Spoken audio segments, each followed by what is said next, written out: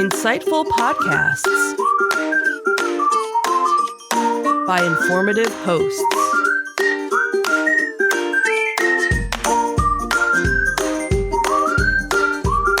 Insights into Things, a podcast network.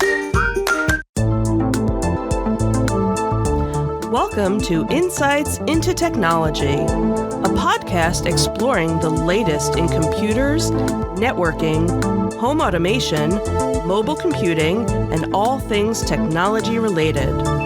Our hosts will take a deeper dive into the latest and greatest in tech trends and give you the information you need to enable your tech-centric world. This is Insights into Technology, Episode 15, Cyber Hygiene and Meta's Purge. I'm your host, Joseph Whalen. This is your tech news of the week. The first article comes to us from CyberScoop. They tell us about CISA's cyber hygiene boom. The Cybersecurity and Infrastructure Security Agency, or CISA, has reported a significant 201% increase in enrollment for its cyber hygiene service among critical infrastructure organizations over 2 years, with the communications sector leading the charge at 300%. Other sectors, such as emergency services, critical manufacturing, and water systems, also demonstrated substantial growth.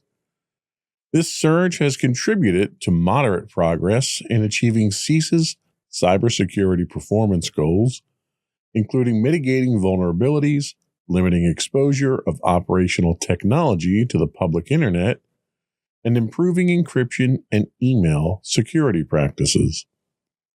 Key improvements highlighted include a 50% drop in critical exploited vulnerabilities and a reduction in the time taken to resolve secure socket layer vulnerabilities from 200 days to under 50. Despite these advancements, challenges remain, such as a 63% exposure rate of operational technology in government services. The report underscores CISA's influence in driving critical infrastructure organizations toward enhanced security postures and emphasizes ongoing efforts to reduce cyber risks in a complex threat environment. So the surge in cyber hygiene enrollment signals a growing awareness, and I think this is really the biggest takeaway from this. The 201% increase in the program enrollment reflects a growing recognition of the need for proactive cybersecurity measures among organizations. And really, when it comes to cybersecurity, awareness is usually probably the first number one priority. Out of sight, out of mind philosophy of people ignoring cybersecurity, I think, is kind of gone the way of the dodo bird. With a 300% enrollment spike from the communications companies, this highlights how industries dependent on seamless operations have embraced vulnerability scanning as a necessity. And the recent several stories that we've had with the telecom industry and the security compromises they've experienced is a great example of that. Moving more in the direction of cyber hygiene awareness in those industries, I think, is going to be a major plus. The increased adoption of government-led cybersecurity services is helping to reshape private sector confidence in collaborative security efforts. Businesses rely on public and private partnerships for securing digital operations. The frameworks that we've been talking about for the last few episodes are a great example of that. A lot of these frameworks are being pushed by government agencies or endorsed by them. And the adoption of those frameworks with the cooperation of commercial and enterprise environments is really the direction that we all need to go to ensure proper cybersecurity. This may also bring performance improvements in critical infrastructure. Progress is key in key cybersecurity performance goals, including the 50% reduction in critical vulnerabilities and faster remediation of SSL flaws. Tell us that even when we're aware of our cybersecurity issues and when we can keep these in the headlines and keep these in the forefront, not only can we make things more secure, we can also make things more efficient for all the users of this technology as well. These efforts led directly to reducing exploitable services, and I think that's a key. A reduction in exploitable services of 12, what was 12 per organization to 8 per organization represents a significant progress in securing enterprise systems. The data underscores the importance of regular vulnerability scanning and patch management, reducing attack surfaces. Again, this is one of those things where cybersecurity is not a one-and-done solution. It's an implemented solution. It's a process of continual improvement and monitoring and scanning because your attackers out there are continuing to evolve. So if you are not vigilant in your monitoring and scanning, you very well could be exposed.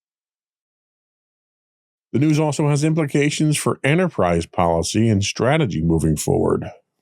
The impact noted in the report suggests that while there is improvement, achieving robust cybersecurity across critical infrastructure sectors is still an ongoing challenge. Again, T-Mobile was in the news just last week with some of the challenges that they had.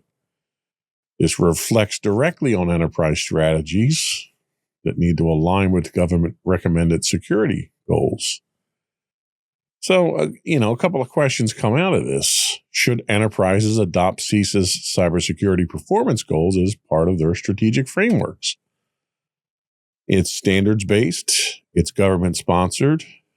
There's a chance that you can get some assistance from the government with it. So it's probably a decent direction for especially small and medium-sized businesses to go down. It's a practical way of achieving some of this security. How do government insights into systemic risks influence board-level decisions in the private sector? You've got the federal government out there now that's basically trying to impose certain cybersecurity standards, and there's a cost to it. There's an impact on production. There's an impact on your business's efficiency. These are all influences. These are all variables that your board level management needs to take into account and how it's going to impact your company.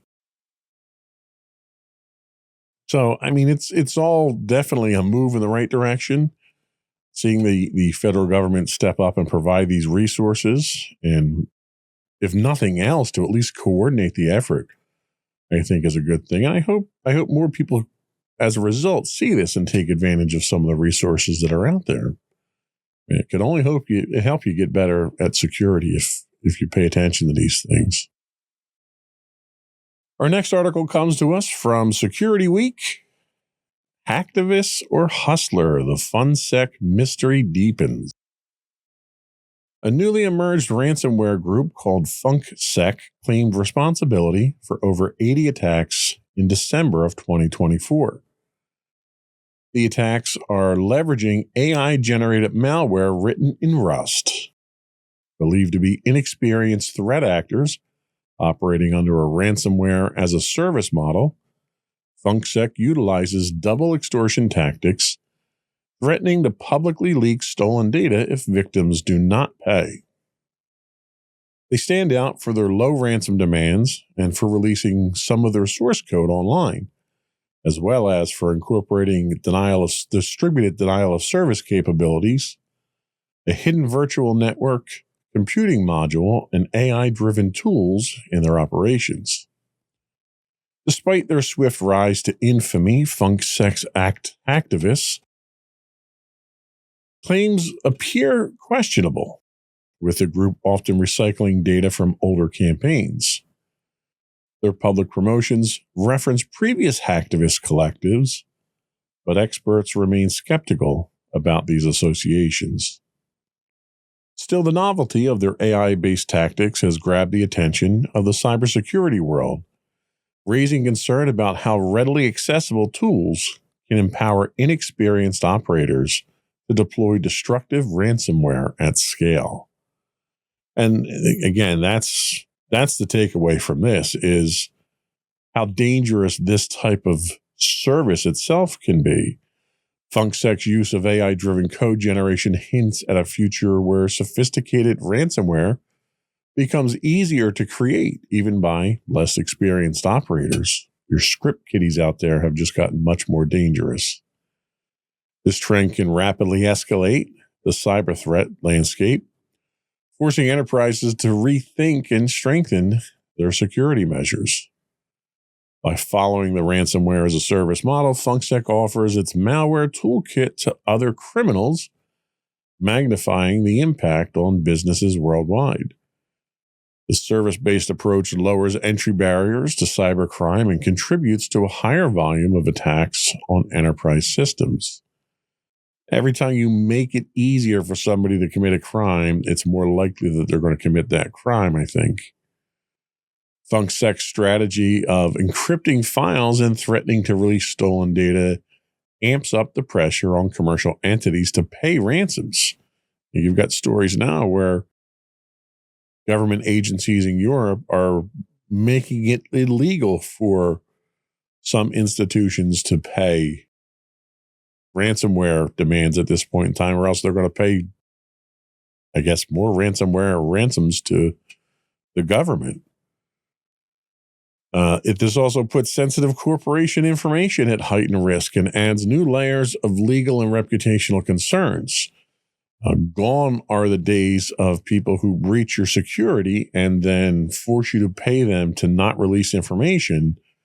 That kind of goes by the wayside when they wind up selling that information anyway, even after you've paid your ransom. So it kind of cuts into the whatever trust, I guess, you could have for these criminals. Their relatively modest ransom requests, sometimes as low as $10,000, might actually entice more people to pay. When you get these attacks that come out and they're asking for $10 million, a lot of your cybersecurity insurance out there won't cover anything like that. There's limits on what they'll cover. And a lot of the companies simply can't afford to pay that, especially when you're hitting small and medium-sized businesses. When you start asking for something that's, I want to say it's reasonable, but I mean, is any ransom for your data really reasonable?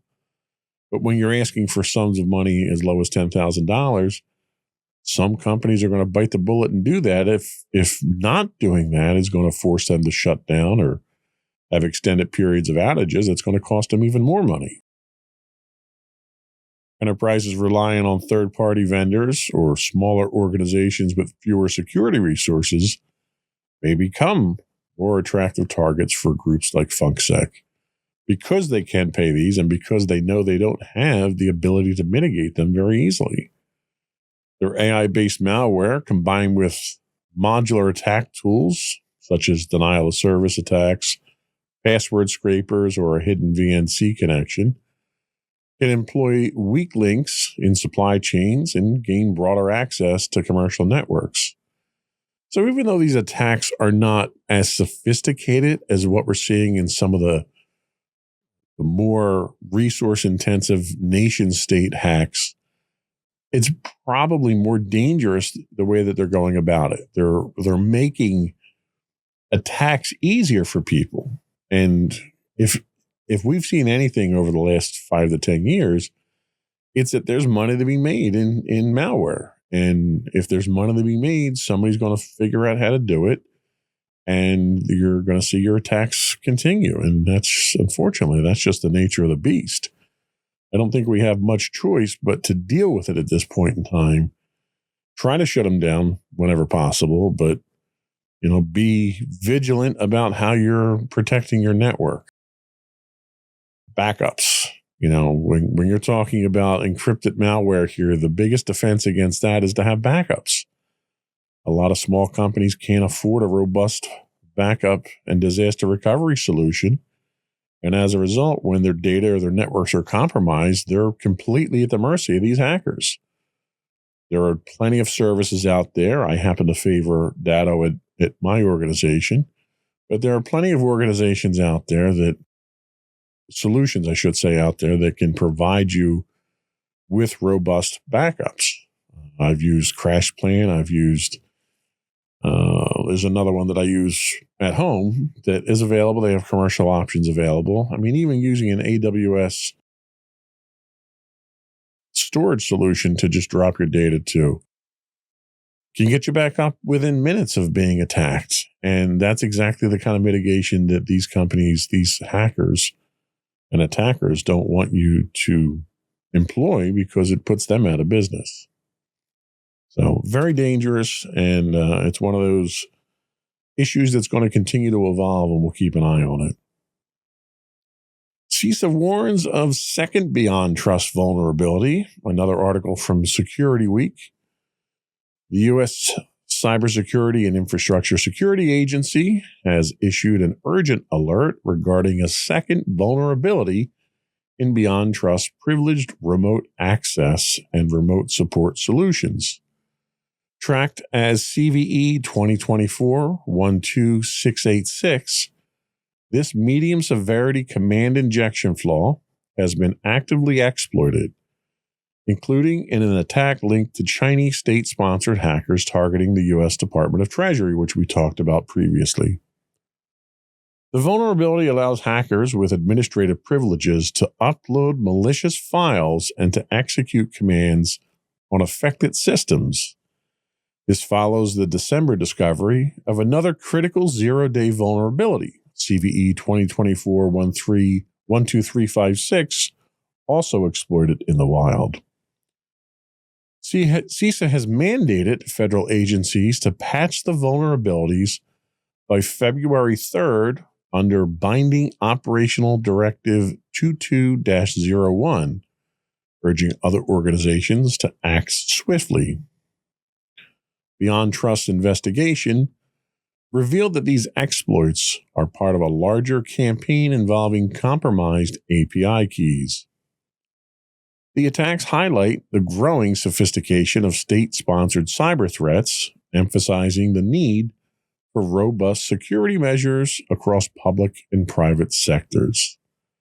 So this warning signifies an increase in the risk for enterprise systems.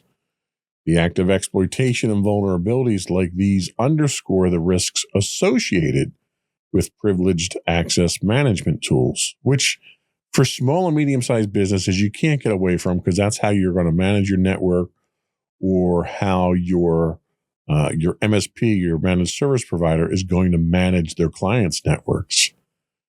These are tools that are critical to enterprise IT. The potential for attackers to gain administrative control highlights a vulnerability in widely used enterprise solutions. This is also yet another example of state-sponsored threats targeting key institutions.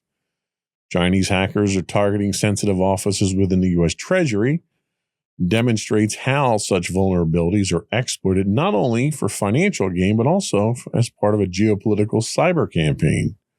I mean, the title of last week's show was U.S. under cyber siege, and I really think that's the case here. China has severely amped up their efforts to penetrate our networks and exfiltrate data on our networks.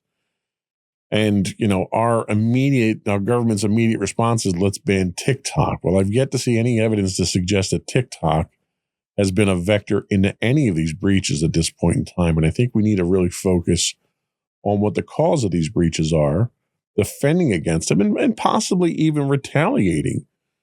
If we were attacked militarily, we wouldn't be sitting here and letting them attack us over and over and over again. What are we doing as a government to retaliate on these types of things if they're state-sponsored? And all evidence seems to suggest that they are state-sponsored at this point in time. Now, backing that down a bit, these types of threats do put pressure on enterprises to act quickly. The CISA directive mandates that federal agencies patch by February 3rd, which is not much time at all. but the broader implications for enterprises are clear at this point. Timely vulnerability management and patching are critical. If you do not have a resource within your organization that is handling these things, patches come out constantly. We just had Microsoft's Patch Tuesday, and again, over 100 or so patches came out. And it's like, for an operating system that's as mature as Windows 11 is, you should not have that many bugs, especially when you're patching 100 plus a month. But if you're not patching these, you're exposed to them. And if you don't have somebody in your organization that's making sure that your workstations are patched, that your servers are patched, that your network hardware is patched, you're asking for trouble at that point in time. If you don't have a resource, there are plenty of third-party MSPs and consultants that can come in and assist you with these types of things. If you don't have in-house expertise, you need to get some level of expertise to assist you with these things. Organizations using Beyond Trust need to assess their systems and either patch them or mitigate the risks immediately. That's not to say, you bring in a professional to patch and to take care of these things. That's not to say that they couldn't introduce flaws or malicious code or human error. You need to have some level of maintenance going on a regular basis. This raises additional concerns about our supply chain security, which we've talked about. Beyond Trust's role in enterprise IT as a privileged access management tool places it at the heart of supply chain security. The incident reveals the cascading risks that a single compromised tool can pose across systems and organizations. Unfortunately, I don't think you can avoid the risk. You need to have the management tools in place, especially with networks that are getting progressively larger and more complicated, and applications that are increasing in complexity. You need to have these tools in place in order to manage all of that. And sometimes those tools become a source of problems, and that's what you have to be careful for. The challenge, as always, is balancing usability and security. Just like convenience and security, these things are mutually exclusive. The complexities of these attacks raises questions about the trade-offs between usability and security, and enterprises need to prioritize user awareness and robust operational security practices to complement technical defenses. But you can't do it to the point that people can't do their job anymore. There has to be some level of access to continue to function. If you're basically just going to lock the place up and board up the windows so nobody can get in, then you still can't do your job at that point in time. So there has to be some legitimate level of compromise between usability and security. And hopefully, if you've got the services of an IT professional helping you out, they'll be able to make those distinctions for you. We're going to take a quick break, but before we do, I want to reach out and invite our listening and viewing audience to subscribe to the podcast. You can find all of our audio and video versions listed as Insights into Things. We're available on Apple, Spotify, Google, anywhere basically you can get a podcast. You can also reach out, give us your feedback, tell us how we're doing, give us any topics you'd like us to talk about, comment on what we've presented here. You can email us at comments@insightsintothings.com. You can also call in, leave a voicemail for us, and we'll get you on the podcast as appropriate. That call-in number is 856-403-8788. That's 856-403-8788. I also do want to announce we are on Blue Sky now. If you look for Insights into Things.bsky.social, you'll find us. We're also on LinkedIn. If you look for Insights into Things Productions LLC, you'll find us on LinkedIn. We do publish information, technology-related news articles, and important information on both of those platforms. to try to keep all of our audience informed. So take a look for us there, or you can go to our website and get links to all of our social media at www.insightsintothings.com. We'll be right back.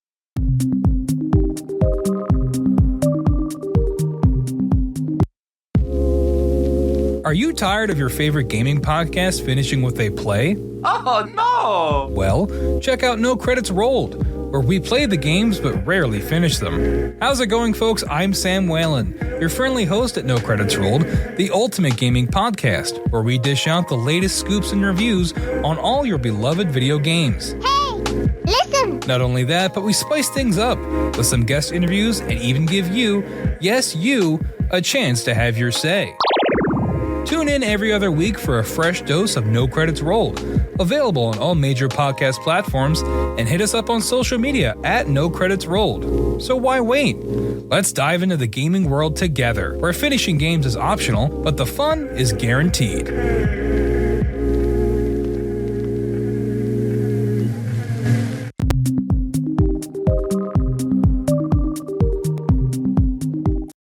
Welcome back to Insights into Technology, from Meta Hire to Meta Fire. This article comes to us from MSNBC. Meta Platforms is planning a significant workforce adjustment, cutting about 5% of its 72,000 staff, or around 3,600 positions, through performance-based terminations. That seems to be the latest buzzword nowadays when we do mass layoffs. CEO Mark Zuckerberg announced the move in an internal memo, citing a decision to expedite the removal of low-performing employees as part of a stricter performance management approach. While the company typically phases out underperformers over the course of a year, it will now conduct more comprehensive cuts, aligning with the end of its current performance cycle in February.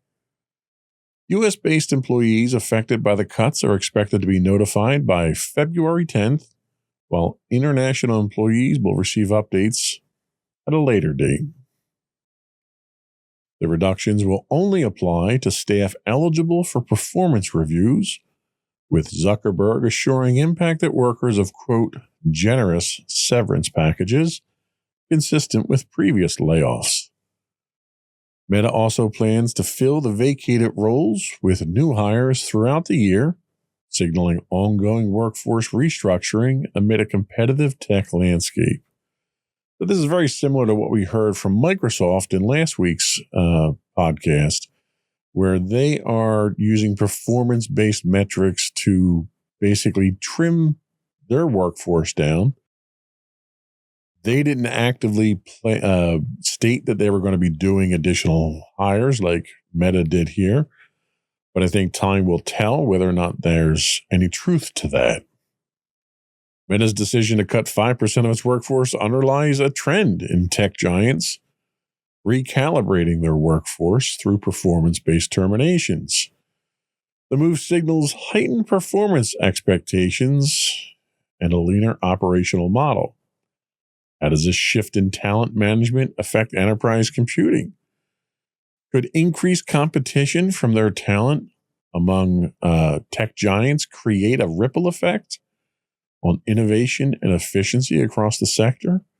There's a lot of initiatives going on right now with AI and quantum computing and VR and all the other irons you've got in the fire right now, and you can't help but wonder if some of these projects may suffer with these losses here. By raising the bar on performance management, Meta sets a precedent that may influence other enterprises to adopt similar strategies. However, such moves risk impacting employee morale, creating an environment of insecurity even for high performers. Can enterprises strike a balance between maintaining high standards and fostering employee confidence? How does this approach impact productivity and retention in competitive industries? I, for one, am not a big fan of trying to manage through fear, and a lot of times that's what layoffs really are intended to do. You're obviously getting rid of some of the underperformers, but the reason for doing it in such a public way is to kind of scare the rest of the employees into improving their performance. And I find the carrot and stick approach, this being the stick portion of it, tends to be the least effective. If anything, what you'll wind up doing here usually is generating that sense of insecurity, which has people start looking to move to other jobs. And invariably, the people that leave the company voluntarily first are the best employees that you have. So you probably don't want to inspire them to make any rash moves like that. I think it's much better to use the carrot approach and inspire people, build them up, grow your people, invest in them. Filling vacated roles with new hires highlights a strategy to align workforce capabilities with evolving business goals. Whether or not Meta follows through with that, or if they're just going to do this layoff and then another layoff and another layoff. A lot of times when companies do public announcements of layoffs, they try to couch that bad news with the promise of hiring more people. And in my experience, that seldom actually works out. Meta's decision to accelerate performance-based terminations reflects a broader trend of redefining expectations in high-stakes industries. Other companies may follow suit, and we already talked about Microsoft doing so, setting a new industry standard for performance evaluation and accountability. Trend could push enterprises to adopt stricter performance metrics, or it could backfire by fostering that culture of fear and a high turnover. The problem is that every time you have a loss of any percentage of your employees, there's a certain, what we often call tribal knowledge that is proprietary to your organization, that only people that work there have developed, and people that have been there for extended periods of time have accumulated more of it. And when these people walk out the door, you're left scrambling to try to fill those holes, to, find those emails or figure out what these systems did, or, whatever the knowledge was that walked out the door. You tend to wind up hurting for that. And it can cause some serious issues with efficiencies moving forward. With Meta aiming to realign its workforce, there's potential for shifts in the development and delivery of enterprise-level tools, particularly in areas like AI, VR, and enterprise communication platforms. The staffing changes could influence the roadmap and reliability of Meta's enterprise products. Competitors may capitalize on any disruption caused by Meta's internal adjustments. It's hard to keep your competitive edge. It's hard to keep your pace up. It's hard to keep your development, your research and development going. And you've got people that may be walking out of here with vital knowledge that's going to your competitors and helping your competitors advance faster. So it's very, IT is not like other typical industries, manufacturing or retail or something like that, where a high turnover rate of your employees can be minimally impactful to the business because people are interchangeable. You find in technology that people tend to have specialties in what they do. They may be specialists in certain areas. They may have certain talents. They may have knowledge of certain proprietary information. And when you get into a cycle of layoffs and turnover from employees leaving on their own, it can certainly have a significant and a very negative impact on the overall organization. So companies need to be careful of that. But, I'm not telling Meta anything I'm sure they don't already know. Next up, Biden goes big on data centers. This one comes to us from the Associated Press. President Joe Biden has signed an executive order to accelerate the construction of large-scale AI infrastructure in the United States, focusing on data centers and new clean power facilities. Under the order, federal agencies must make government sites available for AI data centers and expedite their connection to renewable energy sources, aiming to support the energy-hungry computational needs behind advanced AI models.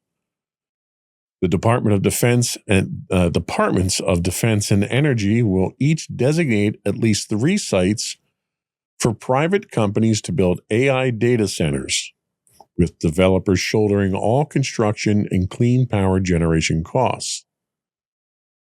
The administration sees this effort as critical for national security and continued U.S. leadership in AI.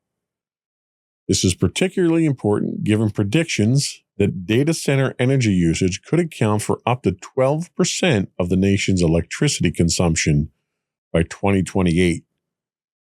While the order intends to streamline the permitting process and encourage sustainable power solutions, some experts point to missing provisions, such as water use monitoring and guidance, as ongoing challenges to be addressed in future policies. The executive order aims to remove bottlenecks from constructing AI-optimized data centers, which, I think we're going all in with AI at this point in time. I'm not sure why the government is subsidizing it, though. That's a little alarming to me. This whole plan can accelerate commercial projects reliant on scalable high-performance computing.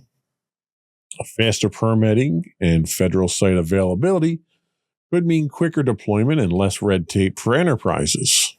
Whether or not this initiative will continue under the incoming Trump administration is up for debate. The order does mandate new data centers run on clean energy, which is not consistent with the Trump energy policies. This is expected to nudge companies towards greener power solutions. We'll see if that happens under the new administration.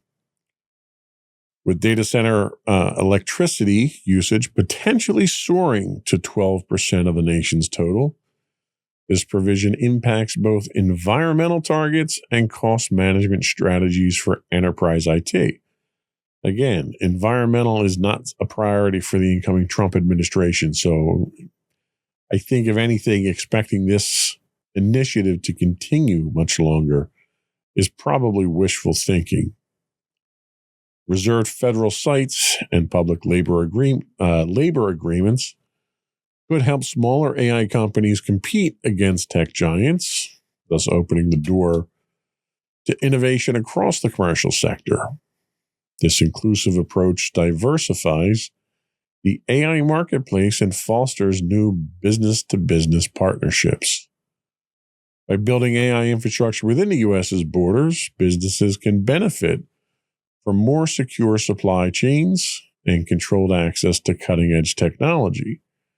The onshoring strategy helps reduce reliance on overseas providers and fortifies enterprise cybersecurity postures.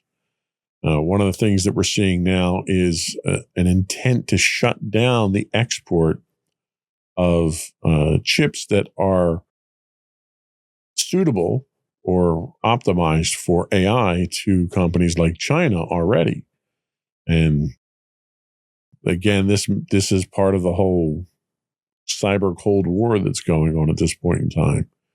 Having these resources in-house or onshore, as they say, is an advantage, especially for industries like, mine or anyone who does business with the Department of Defense, where there are already in place restrictions for offshoring data and provisions that require you to use domestic services and employee only U.S. citizens and a number of other controls, which is easily accomplished when you have these kind of resources onshore. But despite its emphasis on clean power, the order is largely silent on managing data centers' water usage, and this is where the real controversy comes from. We look at what's going on out in California right now, out west, the Southwest has a lot of data centers in them. They've already obviously got some water issues out there. They've got environmental issues. They've been under a 30-year historic drought out there. One of the things these data centers need is a lot of water for cooling purposes. They use them for radiant cooling. And there's no provision in here on how to manage that. So this could be a compounding problem that we simply kick down the line a little bit further, and we'll have to deal with it eventually. Next up, Microsoft's Copilot Chat, free AI bait or a $30 hook. This comes to us from The Verge. Microsoft has relaunched its business AI tool as Microsoft 365 Copilot Chat. That just rolls right off the tongue, doesn't it? Microsoft is now offering a free GPT-powered AI chat experience to tempt organizations into adopting its paid AI services. This rebranding of Bing Chat Enterprise integrates AI agents capable of automating tasks, managing email inboxes, and more, bridging the gap between everyday chat and the premium Microsoft 365 Copilot subscription. For $30 per user per month, businesses can gain deeper integrations with tools like Word and Excel, but Copilot Chat offers a taste of its capabilities without upfront commitment. The new pricing model introduces flexibility with pay-as-you-go options based on usage, measured in message credits. Credits in quotes. Generative AI tasks cost more credits compared to simpler responses, allowing businesses to control spending. The tool aims to attract more enterprises to Microsoft's AI ecosystem, leveraging its position as a leader in workplace software while showcasing how AI can enhance productivity and efficiency. So, this is another one of those situations where Microsoft is, first of all, they've put a product out there. They had people subscribe to the product, and then they decide to rebrand it and change it, and just the lack of consistency and the lack of stability coming out of Microsoft with these types of initiatives where they're basically playing by the seat of their pants here. They came out with a service. Chances are that service not only wasn't making money, was probably losing money because it was poorly thought out. And now they want to relaunch it to basically nickel and dime their users. This is very similar to some of their other licensing practices where everything they want to do is a subscription. It's to the point now where you're going to start seeing functions within Word. You want a spell check? Oh, but you have to pay an add-on subscription for that. You want templates? Oh, that's an add-on subscription for that. Everything they want to do. And these aren't even just subscriptions. These aren't flat subscriptions. In this case here, it's a metered subscription. It's basically like being in a taxi cab, turning the meter on and not knowing, how you're getting to your destination and how much it's going to cost you. Microsoft tries to bill this as, this allows you to pay what you want and manage your own usage and control your budgets. And really what it is, it's no different than microtransactions in video games or anything like that. It's a way for people to sign up for something and throw money away for a while and have that expense kind of lost in the shuffle. And they're going to nickel and dime you. And that type of licensing just annoys me. It really does. This new offering attempts to bridge AI accessibility and premium features. Microsoft 365 Copilot Chat provides the free entry point to AI-powered productivity, aiming to familiarize businesses with its capability. It's like a drug dealer. The first one's free, and then we're going to charge you for the rest once we get you addicted. Microsoft is counting on organizations using the pay-as-you-go model for flexible adoption. The introduction of the new pricing model aligns AI costs with business needs, or at least that's what Microsoft wants you to think. Organizations can manage expenses by tracking usage measured in messages, offering flexibility and control. And the problem is I'm sure the way that they created this, it's a manageable solution. It's a usable, cost-effective solution if you want to invest in the management of it. And these are the types of things with Microsoft that you have to stay on top of. You have to monitor them constantly. You have to get some kind of idea of what your usage patterns are going to look like and hope to God that those usage patterns don't change with new employees or new initiatives or new technology that comes out or a new licensing model that Microsoft is famous for coming out with almost on a regular annual basis. And, they'll make one change to the licensing model. And if you've gotten comfortable with your month-to-month cost of this, their licensing model could throw that out the window and go get a huge bill. So trusting Microsoft to handle licensing is not a very good idea.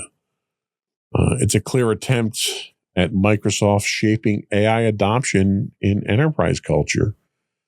Microsoft's strategic push into AI-powered workflows reflects a broader trend of embedding AI into enterprise culture.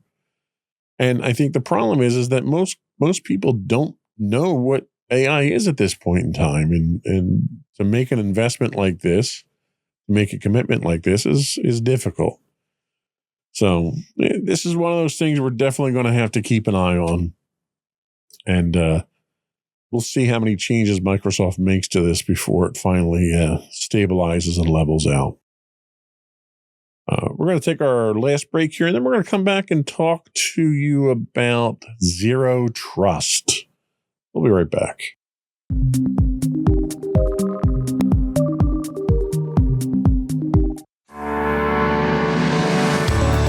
Insights into Entertainment, a podcast series taking a deeper look into entertainment and media.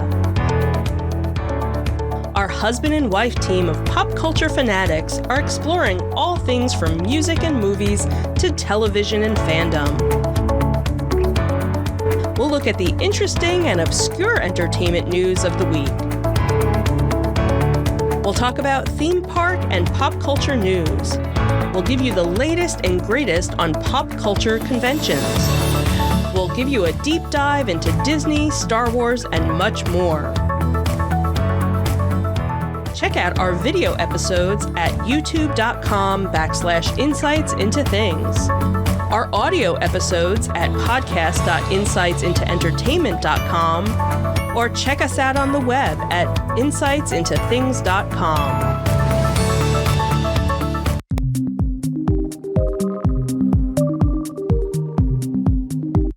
Welcome back to Insights into Technology. So we're going to talk about zero trust. And we're kind of short on time right now. I'm going to start the introduction here and we'll see how far we get and we'll go from there. If I have to, I'll break this up into more segments. So in today's evolving digital landscape, traditional security models are struggling to keep up with the demands of modern enterprises. The rise in remote work, cloud adoption, and increasingly sophisticated cyber threats have exposed vulnerabilities in perimeter-based security. As a response, Zero Trust Architecture, or ZTA, has emerged as the new gold standard in cybersecurity.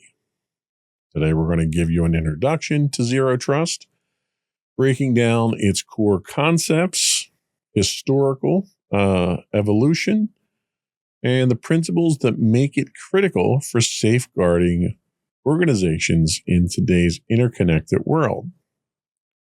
So what is Zero Trust Architecture? So Zero Trust Architecture is a security model that assumes no entity inside or outside the network can be trusted by default. Pretty straightforward. Unlike traditional models that rely on securing a single perimeter, Zero Trust focuses on continuous verification, ensuring that users, devices, and systems must repeatedly prove their trustworthiness before accessing sensitive resources. At its core, Zero Trust embodies the principles of never trust, always verify. Now, there's been, an evolution to get to this point. There's been a history for Zero Trust. Zero Trust Architecture represents a fundamental shift in cybersecurity philosophy. It rejects implicit trust, which was the hallmark of older models like trust but verify, and replaces it with the principle of never trust, always verify. This evolution reflects the growing sophistication of cyber threats and the expansion of networks beyond traditional perimeters. There were limitations of trust but verify. In early security models, organizations operated on the assumption that anything inside the network perimeter could be trusted. This model relied heavily on securing the perimeter with firewalls and perimeter defenses such as VPNs. These were used to protect trusted networks from outside threats. The model also relied on implicit trust.